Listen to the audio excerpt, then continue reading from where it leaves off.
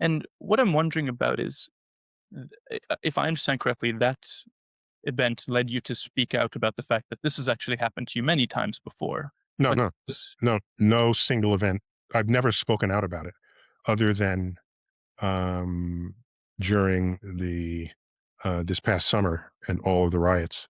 I felt I couldn't stay silent with what I had experienced any longer, and then I posted that uh, small essay, reflections on the color of my skin, and I could give 100, not 100, but scores of police encounter stories, but no one of them prompted me to do any one thing. They're all just there, sitting there in the archives of my life.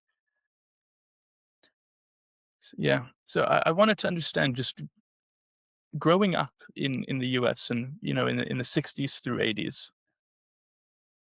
what type of did you feel that you had equal opportunity, and that you, because you have accomplished, what you have accomplished is exceptional. And I am interested in understanding how much you have had to actually overcome from the scientific community, from various other communities, to get to where you are. So it depends on how, Martin Luther King once said, you can only be ridden if your back is bent. So there's a level at which you persist. And if you don't persist, you die, right? So you persist if your ambitions are strong and authentic and deep as mine were. So what am I overcoming? I'm overcoming teachers who have no sense of my ambitions, have no support for my ambitions, who recommend things for me that don't fulfill my ambitions. They're these are people throughout my educational arc who seems to me should be there to support your ambitions, not get in the way of them. So these are things I needed to overcome. By the way, I have stories from my parents, a generation before me, where nothing that happened in my life comes close to an average story that they could tell about what they experienced. So I'm not here begging sympathy, okay, or claiming victimhood. I'm simply saying that I needed energy, emotional and physical energy, to not have these occasions stop me, for me to continue. This is the persist. You persist because you have energy to do so. And at no time in my schooling did any teacher ever say of me, "Oh, watch him, he'll go far. Oh, why? He's watch it." And they didn't. Now, my grades didn't earn that compliment. Okay. They would only say that to people who got straight A's. And so, no, I'm not there. But then they see I have some athletic talent and, oh, you should be an athlete. Why don't you be an athlete? Well, the 1960s and 70s, all the famous black people anyone ever knew were athletes, or if they weren't that, they were singing and dancing. So, oh my gosh, I became an athlete and a dancer. That's kind of, what does that even mean? Did I become an athlete and a dancer more out of fulfillment of the expectations of society than out of my own personal ambitions? I don't know that I'll ever have the answer to that question. Nonetheless, throughout all of this, I persisted. And, um, right on through graduate school, through professional life, things people say to me. And taxis that don't pick you up. All right. Fortunately, that number has dropped precipitously over the last two, since 1990. I kept track of this.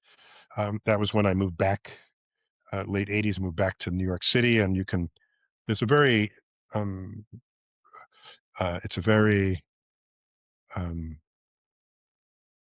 a quantifiable metric.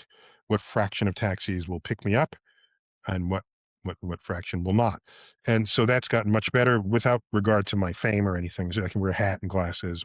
All they see is that I'm a black male, and that's their signal, and that's what they cue on. So I live with this. It's same shit, different day, except it's getting better.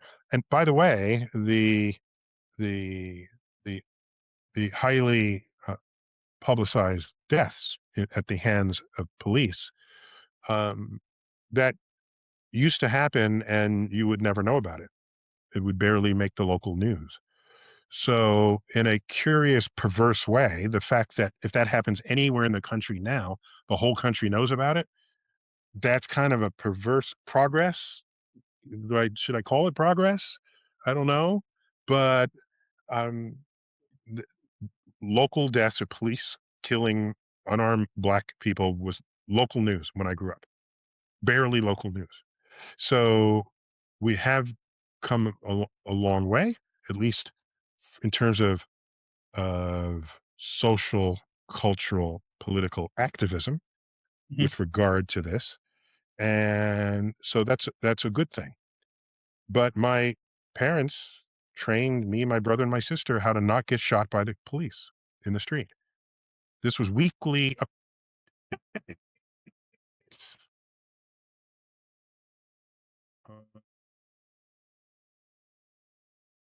say how to say it. Um, and so none of us were shot in spite of many police encounters that we've had. I don't know if that answers your question, but that's It absolutely does. It okay. absolutely does. hmm And by the way, I only, other than that letter that I posted, I hardly ever talk about it.